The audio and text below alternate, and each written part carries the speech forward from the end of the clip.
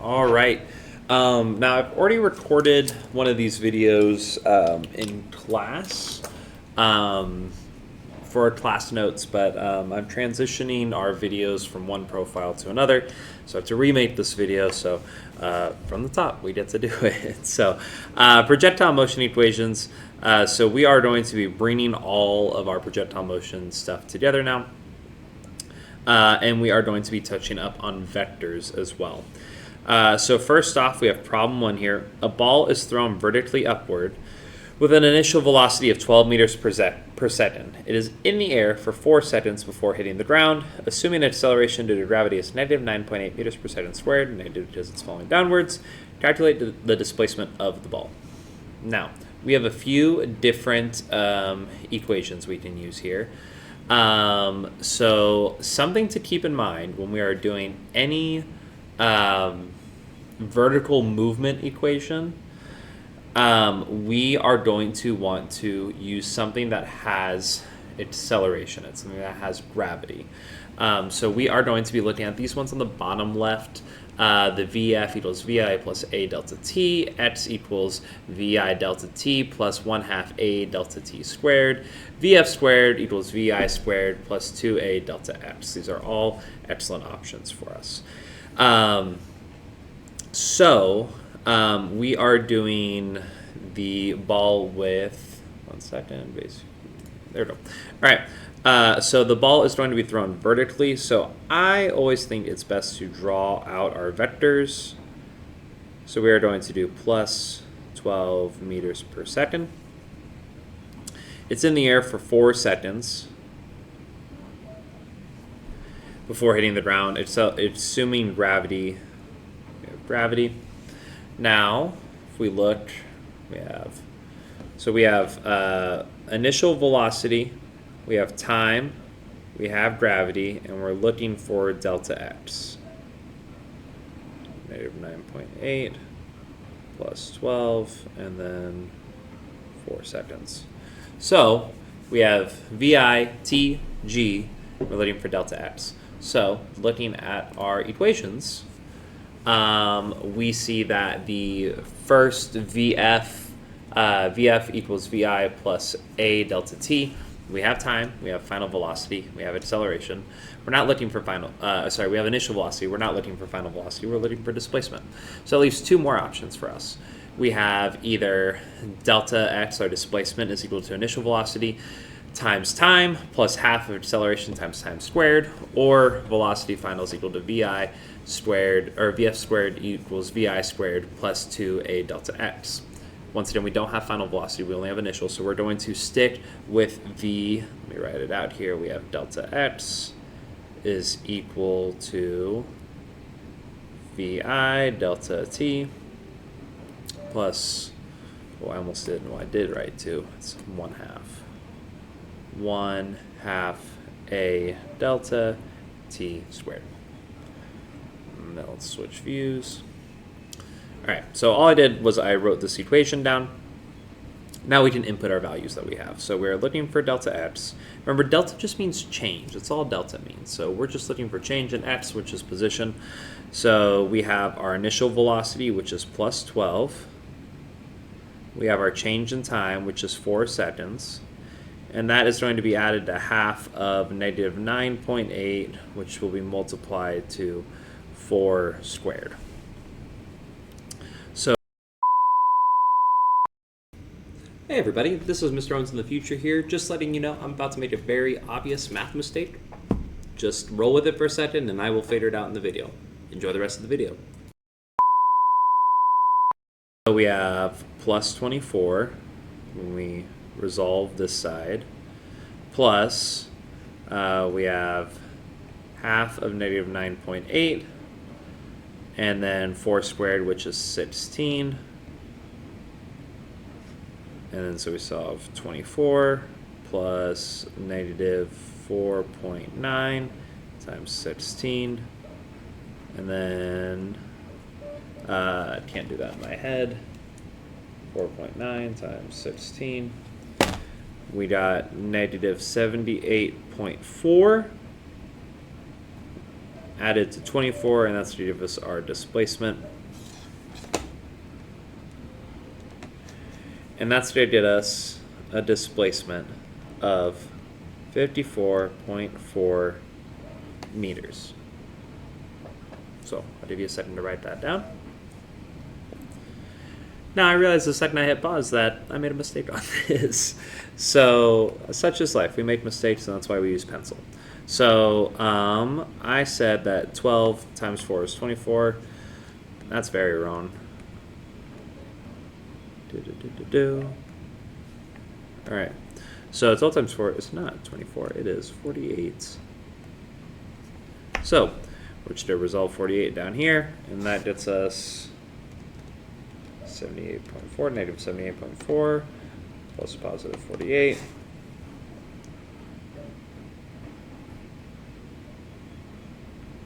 Hey, we're allowed to make mistakes sometimes. That's okay. So 30.4 meters, and it is negative 30.4 meters. We have to make sure that we have emphasized which way we are moving in this situation. Right now, if we have a ledge with a guy standing on the end of it, and they have a ball in their hand, and they throw it upwards at positive 12 meters per second, it's going to go up, and it will come back down if they move their hand, and it will go negative 30.4 meters from where they are standing. That's essentially what we are figuring out with this equation. So we had our initial velocity going up here. We had our time. Just threw it in the air, count until it hit the ground. 4 seconds later, it's flat. So that is our first problem with projectile motion. Now this is just kind of, vertical. And the hardest part for projectile motion for people is that you have to separate the parts of the equation. Horizontal and vertical are two separate things. So right now we just did a vertical, but we are going to be doing projectile motion equations that look like this. And that's a rough projectile. It won't look like that, but that's a little better. But the hardest part about this, like I said, is going to be separating in our head the fact that we are calculating the vertical and horizontally separate. If you are trying to do a vertical displacement, you are not going to use the horizontal speed in any part of it. The only time where the two will meet is at time. And that's because if you're in the air for 5 seconds, you are going to be in the air for 5 seconds, no matter how fast horizontally or vertically you're traveling, in comparison to each other, you're in the air for 5 seconds, all right? So we'll look at another equation here. So a rocket is launched straight up and reaches a displacement of 150 meters after 6 seconds with an acceleration of negative 9.8 meters per second acting downwards. Find the initial velocity of the rocket. So it's launched straight up. We are trying to find the initial velocity. So VI, we're trying to find that. So we don't know what that is. We have displacement, delta x, of 150 meters. We have time. We have gravity.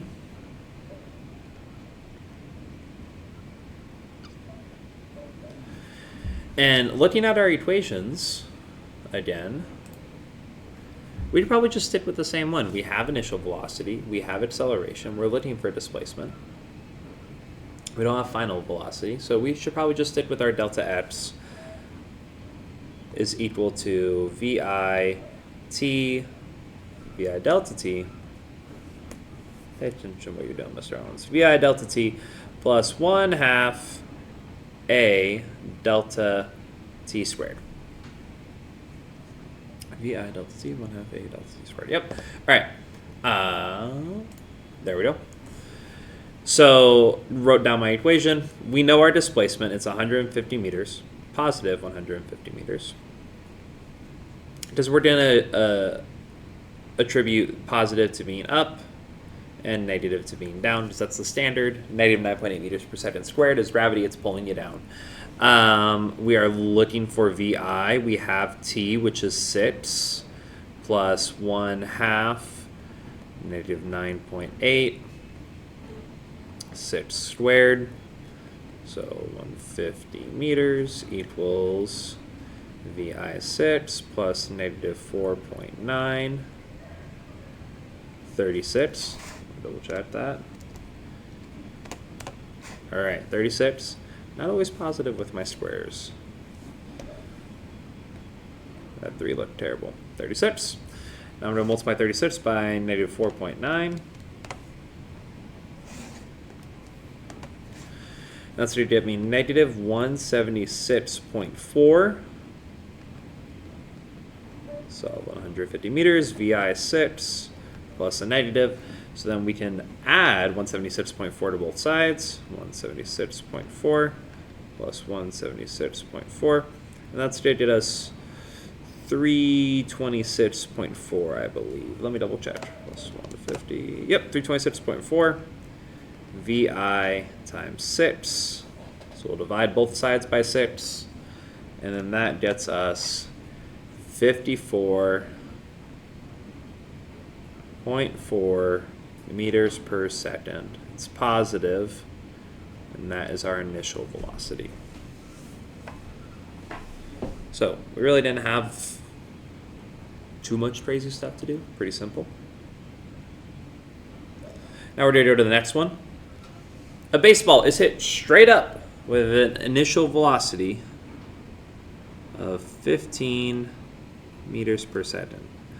It reaches a displacement of 26 meters in 2 seconds. So we have VI equals 15 meters per second positive. We reached a displacement of 26 meters in 2 seconds. Calculate the acceleration experienced by the ball. So acceleration, if we look at our equations, right here. Now, acceleration, we had the acceleration of gravity, and then there is just the acceleration equation. So acceleration equation is to be change in velocity over time, as we see in the top left of the screen here, which is right there. Aha! Look at that. It's the interactive part of the show. Now, that is the acceleration equation, but we don't have change in velocity. We have our initial velocity here. So what we can do is we can calculate it using one of our projectile motion ones. So we have initial velocity. We don't have final velocity, so that kind of narrows it down to the same equation we've been using. So we are going to do delta x equals vi delta t plus 1/2 a delta t squared. So we have 26 meters. VI is plus 15. Oh, it's plus 26 meters. Delta t, that is going to be 2 plus 1/2 of a. I almost wrote negative 9.8. And then t squared, 2 squared. So that gives us 26 is equal to 30, because 15 times 2 is 30, plus 1/2 of a, which we don't know, and then 2 squared is 4. So there's a few different ways you can do this next part. Some people like to multiply 4 by 1/2 and you get 2. I just like to do it one step at a time because I'm usually going to mess something up if I don't. So I'm going to take 26 divided by 4. 26 divided by 4. That's not a nice number. How did I do that last time? Oh, I gotcha. I'm talking to myself. Don't mind me. What I'm going to do instead is I'm going to subtract 30. Subtract 30. And that's going to leave me with just the part that has acceleration around it. So that's going to give me negative 4. 1/2 of acceleration times 4. And then now I can divide it by 4, and it gives me a nice negative 1 is equal to 1/2 of a. Now I'm going to divide 1 by negative 1 by 1/2. And that's going to give me negative 2 meters per second squared. And that is my acceleration. Make sure you have your units, and make sure you have your direction. Well, now that I circled that one, I have to circle all these. There we go. -2 meters per second squared. Now, we talked a little bit about projectile motion. Now we're going to talk a little bit about vectors, and then we're going to bring it all together. So there's different ways that you can see vectors represented. One is graphically. Graphically is going to be like how I've been drawing it this whole time. I'm a very visual person, so I like to see the layout of it. So you're going to see something like this. You might see it say 15 newtons, and then, you know, your theta is right here, and it'll be at like 45 degrees. It can be 15 newtons, it can be 15 meters per second.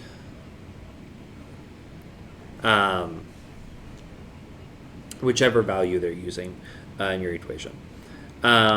With magnitude and angle, it's going to be looking like this. It's just say 15 meters per second or 15 newtons, whatever. And then it'll have your angle here, so 45 degrees. XY pair, this is going to have it split up, so it's not going to give you your resultant vector, it's going to give you your components. So if we're looking at a whole chart, just that way we're on the same page as to what I'm talking about. This is your resultant vector. These are your components. You have your y component and your x component. And then you have theta, which is your angle you're usually trying to either find, or it's the angle you have. So XY pair is going to give you your pairs, not the resultant. Magnitude is going to give you your resultant.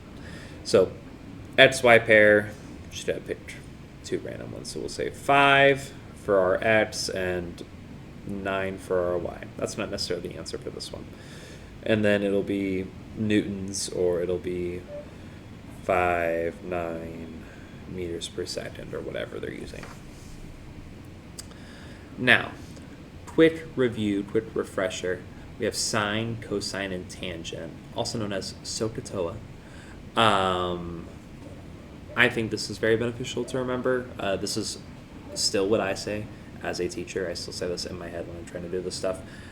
So we have sine, cosine, and tangent.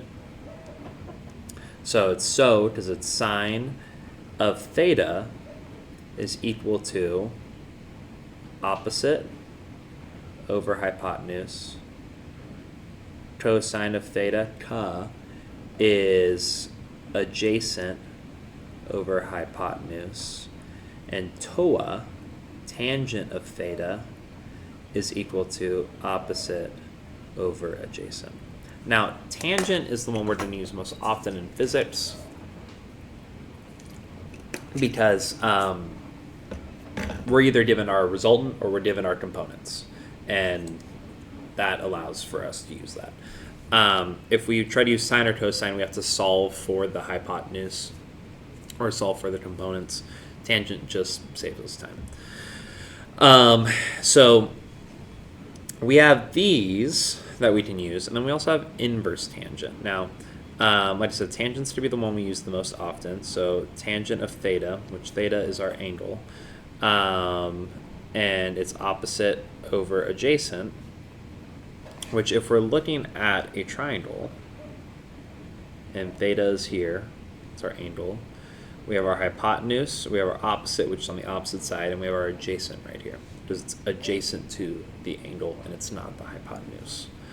So if I have my opposite and adjacent, I'm trying to find my theta, then I can use inverse tangent, tan -1, and I just put in my values for opposite and adjacent, and that's going to get me theta.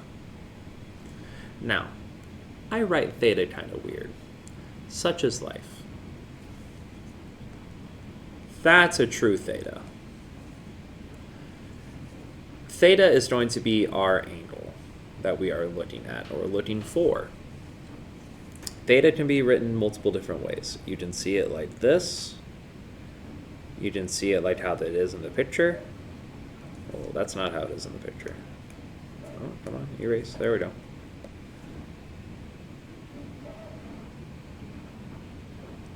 like that. Or if you're Mr. Owens, or if you're one of Mr. Owens' students, you're going to see it written like this. Now, I know that 0 is sometimes written that way. It's because I'm right-handed and I write at a slant. And I'm lazy as well. So just being transparent with you. That's what my thetas are going to look like. So let's solve for theta here. So we're going to do the 15 and 8 newtons. So we have, if we're looking at it graphically, it's going to look like this. Our x pair is going to be 15, our y pair is going to be 8. We're trying to find our theta, which is right here. I wrote it very small because it's a secret. All right, so we're trying to solve for theta here. So we can use our inverse tangent. So we're going to use tangent inverse of opposite over adjacent, and that's to give us our theta angle. Our opposite, now I know you're like, Mr. Owens, opposite's on the other side, but there's nothing there. Well, guess what, Joker?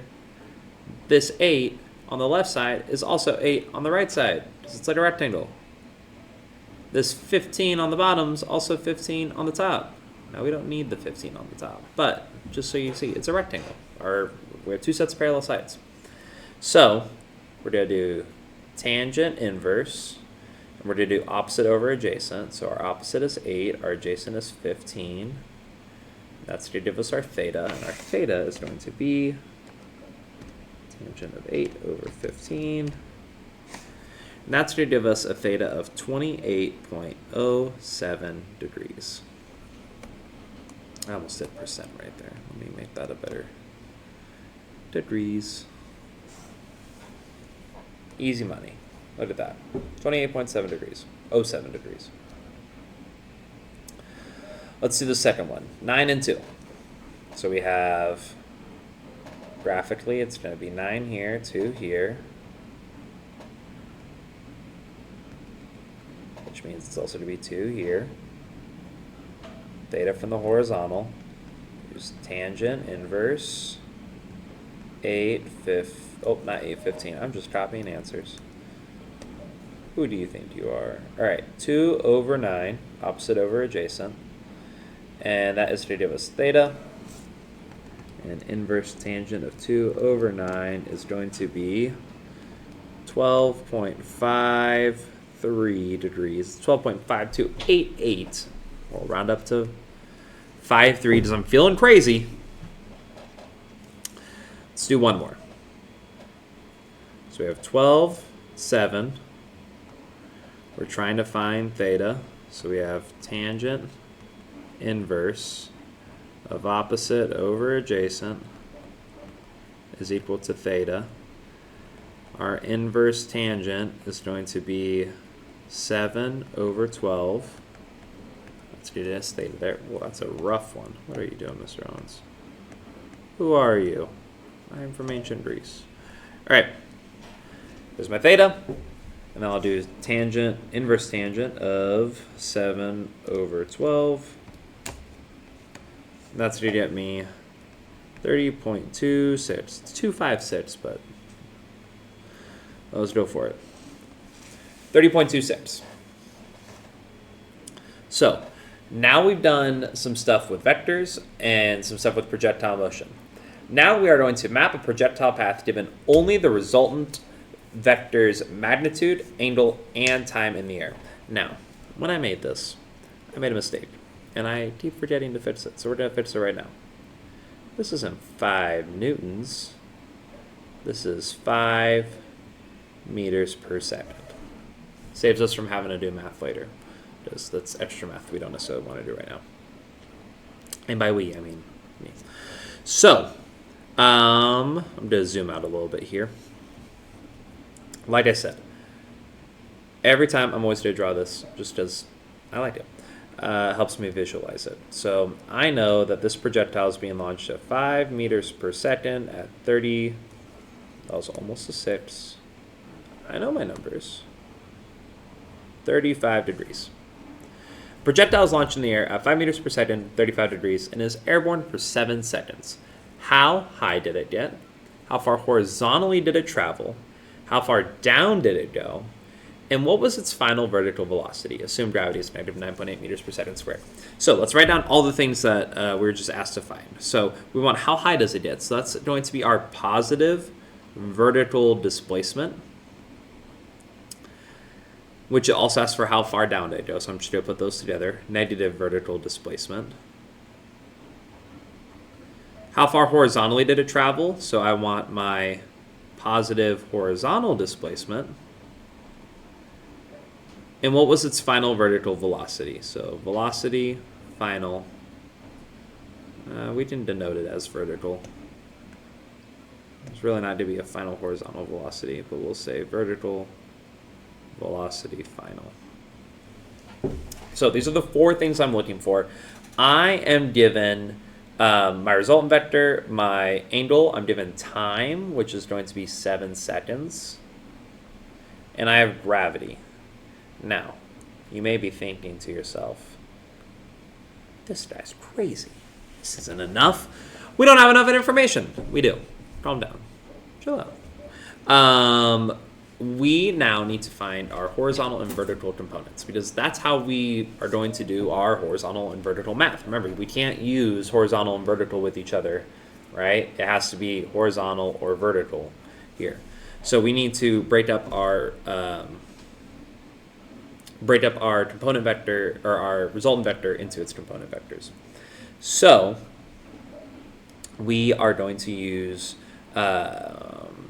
tangent is always a good one to use, or tangents for our other situations. We are going to use sine and cosine because we have 5 given to us. Now, last semester, you may or may not remember, we had a fun little equation. Cosine of theta times hypotenuse is equal to x, and sine of theta times hypotenuse is equal to y. Now, that wasn't just an equation that I just came up with or found somewhere. That's based off our sine, cosine, tangent.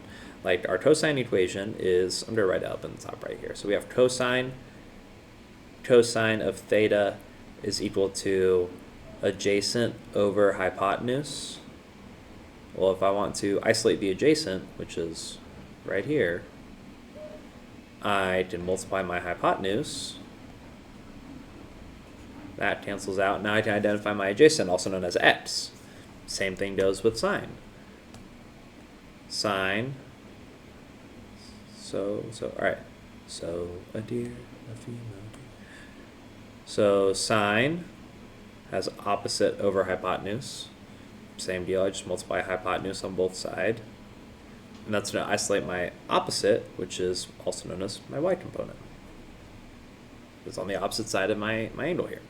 So if I type in cosine theta, cosine, and my theta is 35, multiply that by my hypotenuse, which is 5, I'm going to get 4.09.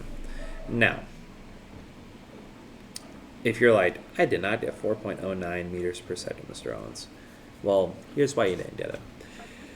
Sometimes when you are typing this into your calculator, what it sees, let me erase this up top. No, that's not the eraser. That's the eraser. What you are typing in is cosine, and it does this, and it waits for you.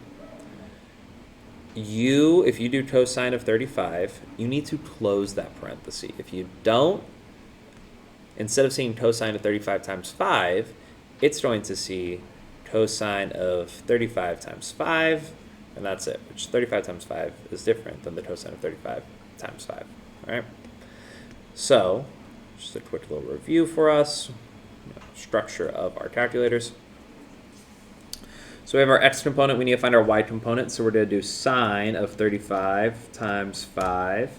That's just 2.867. Now, do not round until we are done with the equations. So we have found everything. All right, these are intermediate steps right here. We're not looking for x and y. We're to use x and y to find other things. So we are going to leave them as unrounded figures. Now, what can happen is that your calculator can round for you to a certain point, or you might round automatically. If the number you get is a little off, but is still within a margin of error, it's not a thing to be stressed about. So the easiest one to find for us is going to be horizontal displacement. And you may be thinking, Mr. Owens, we haven't even talked about horizontal displacement yet. Why are we all of a sudden doing horizontal displacement? I promise you, we've talked about horizontal displacement. Let's look at our equations here. We have up at the top left, speed is equal to distance over time, acceleration is equal to change in velocity over time, and velocity is equal to displacement over time.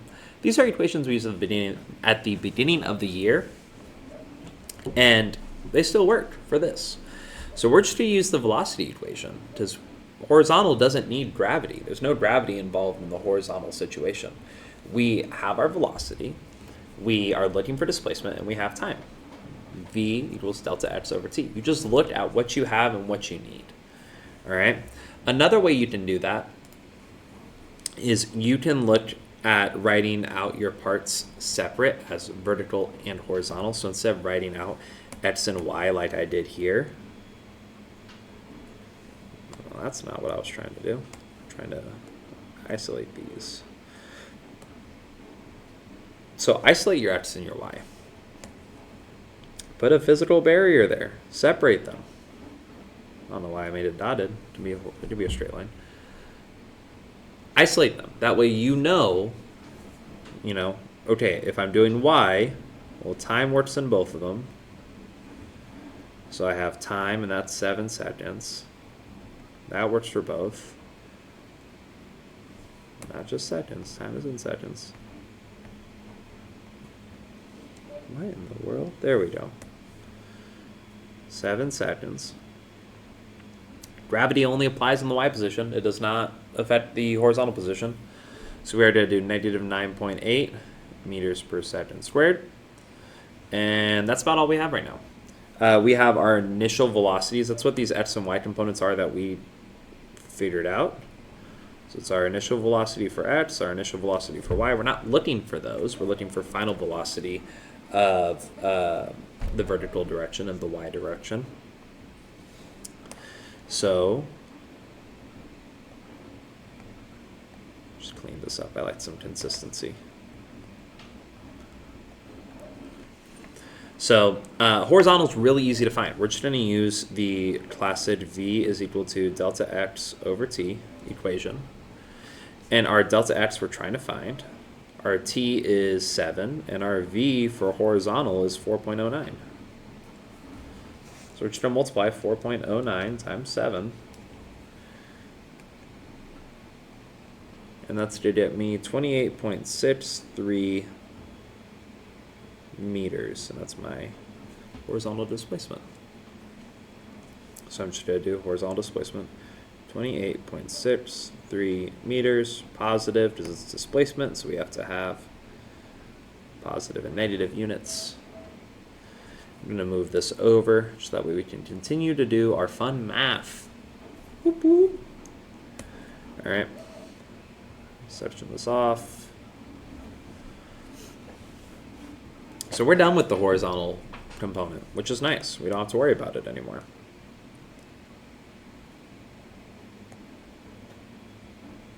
There we go. All right, now let's do vertical components. I'm gonna move this up so that way I have more space to write for this. So we have vertical displacement we need to find, highest, lowest, and final vertical velocity. Looking at here, we have in front of us positive vertical displacement, so we'll just do that one first. Looking at projectile motion, we have a situation like this. Our highest vertical displacement is going to be up here at point A, and our lowest vertical displacement is to be here at point B. Now, when we are talking about displacement, we only care about the vertical. We do not care about the horizontal. It really doesn't matter that this horizontal has a horizontal. All we care about is our vertical components. So we're going to find an equation that has displacement initial velocity, gravity, maybe time. And the nice thing is we know our final velocity at A, because as an object is going upwards, it's fighting against gravity. So it starts at positive 10 meters per second, and then positive 9, and then 8, 7, 6, 5, 4, 3, 2, 1, 0, negative 1, negative 2, negative 3, negative 4, negative 5, all the way down. So we know when it's at the highest point of its launch that that's actually 0. So we don't have to do any math. It's already done for us.